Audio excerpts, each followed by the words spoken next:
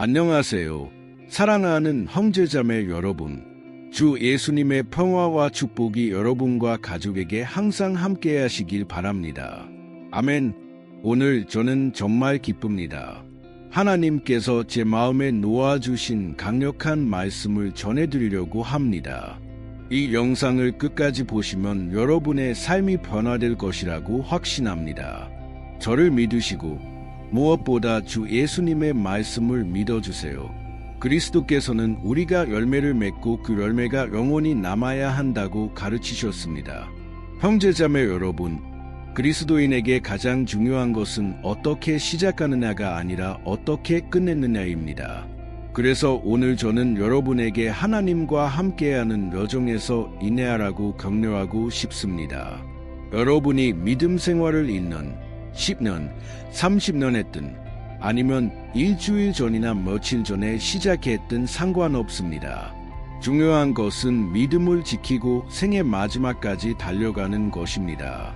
이것이 사도 바울이 그의 생의 마지막에서 강조한 것입니다. 형제자매 여러분, 이것이 진정으로 중요한 것입니다. 저는 하나님과 동행하기 시작하고 교회에 다니기 시작했을 때를 기억합니다. 어느 순간 제 마음속에 교만이 생겼습니다. 그 교만과 자만심이 말이죠. 저는 이렇게 생각하기 시작했습니다. 우리 동네에서 나와 같은 나이대의 하나님을 이렇게 열심히 찾는 사람은 아무도 없어. 저는 수요일 예배에 참석했고 금요일 예배에도 참석했으며 주일 아침과 저녁 예배에도 참석했습니다. 성경을 많이 읽었고 주님에 대한 갈망이 컸습니다. 하지만 어느 순간 그 작은 교만이 제 마음속에서 자라나기 시작했습니다. 그래서 저는 하나님께 기도하며 말씀으로 저에게 말씀해 주시기를 구했습니다. 저는 성경을 펼쳐서 나오는 말씀이 하나님께서 저에게 하시는 말씀이라고 믿는 습관이 있었습니다. 때로는 그 말씀이 제게 불편하거나 마음에 들지 않을 때도 있었지만 저는 하나님께서 그 말씀을 통해 저를 인도하실 것이라고 믿었습니다. 제가 이전에 이에 대해 영상을 만든 적도 있는데 우리는 하나님의 임재 안에서 깊이 들어가고 영적으로 성숙해져야 합니다. 그래야 이런 순간에만 의존하지 않게 됩니다. 성경을 공부하는 것이 중요합니다. 왜냐하면 그것이 우리 믿음의 기초이기 때문입니다. 예수님은 은혜와 지식에서 자라나셨고 우리도 그렇게 해야 합니다. 하나님께서 말씀하셨습니다. 내 백성이 지식이 없으므로 망하는도다. 호세아 4:6. 이해되시나요? 형제자매 여러분, 그리고 어떤 일이 일어났는지 아시나요? 저는 교회 문 앞에 서서 하나님께 말씀으로 저에게 말씀해 주시기를 구했습니다. 그리고 손가락으로 성경을 펼쳤는데 요한복음 15장 16절에 이르렀습니다. 예수님께서 말씀하셨습니다. 너희가 나를 택한 것이 아니요 내가 너희를 택하여 세웠나니 이는 너희로 가서 열매를 맺게 하고 또 너희 열매가 항상 있게 하려 함이라. 그 순간 하나님께서 저에게 강력하게 말씀하셨습니다. 하나님은 우리의 믿음과 우리가 있는 수준에 따라 일하십니다.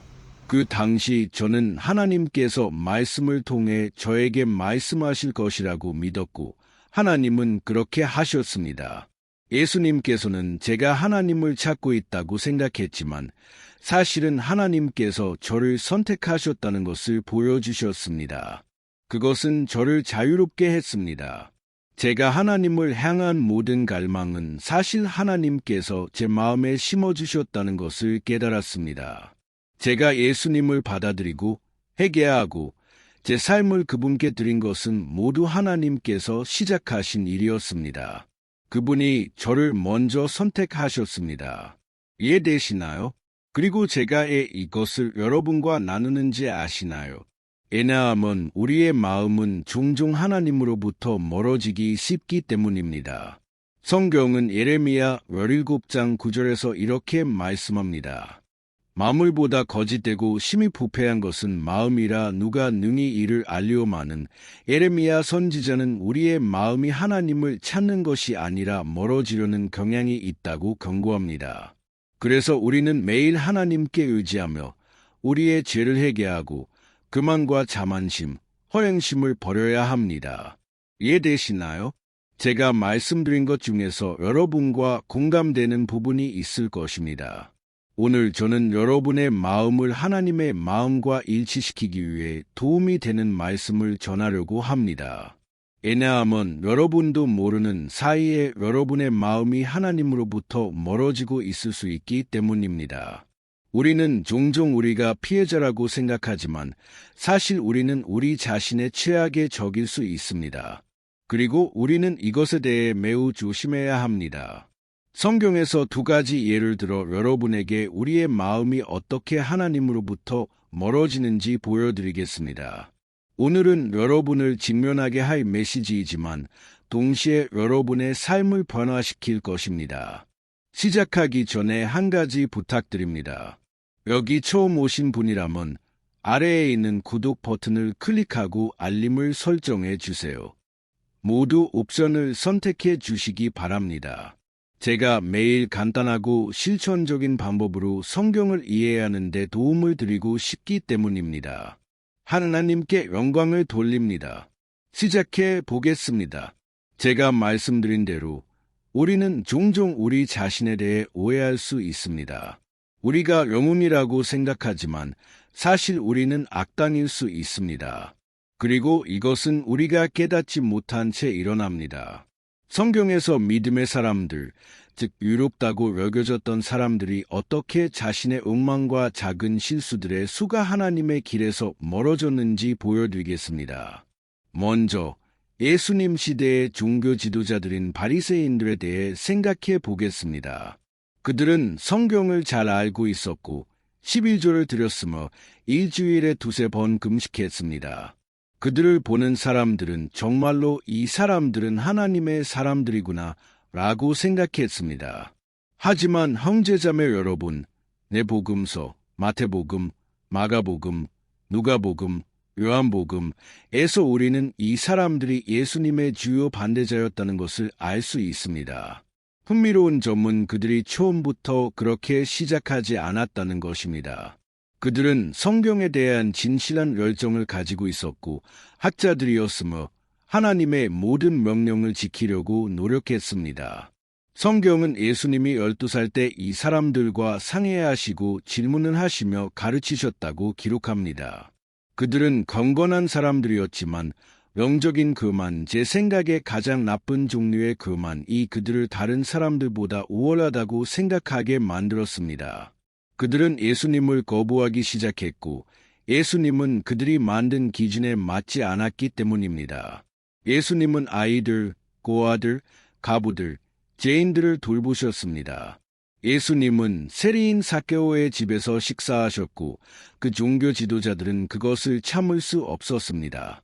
그들은 유다 이스카리옷이 예수님을 30개의 은화에 팔도록 영향을 미쳤습니다. 형제자매 여러분, 유다는 예수님께서 12제자 중 하나로 선택하셨습니다. 그는 주님과 함께 다니며 기적을 보았고 깊은 가르침을 들었으며 귀신을 쫓아내고 병든 자를 고치는 권능도 받았습니다. 하지만 그럼에도 불구하고 그는 스승을 배신했습니다. 요한복음 12장 3-6절에 따르면 유다는 제자들의 돈주머니를 관리했고 그 안에 들어있는 돈의 일부를 훔쳤습니다. 그는 하루아침에 배신자가 된 것이 아닙니다. 그는 작은 일부터 시작하여 자신이 그럴 자격이 있다고 생각했고 깨닫지 못하는 사이에 그의 마음이 굳어졌습니다. 형제자매 여러분, 이것은 우리에게도 일어날 수 있습니다. 우리는 얼마나 자주 우리 삶의 작은 부분에서 안보합니까? 여기저기 죄를 짓고 거짓말을 하고 회개하지 않습니다. 성경은 작은 여우들이 포도원을 망친다. 아가 2시 15분 꼭 말씀합니다. 그러니 이 작은 일탈에 주의하십시오.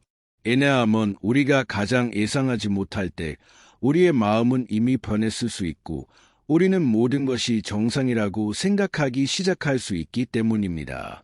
또 다른 예는 아담과 하와의 철아들인 가인입니다. 그는 하나님께 제물을 드렸지만 하나님은 그것을 받지 않으셨습니다.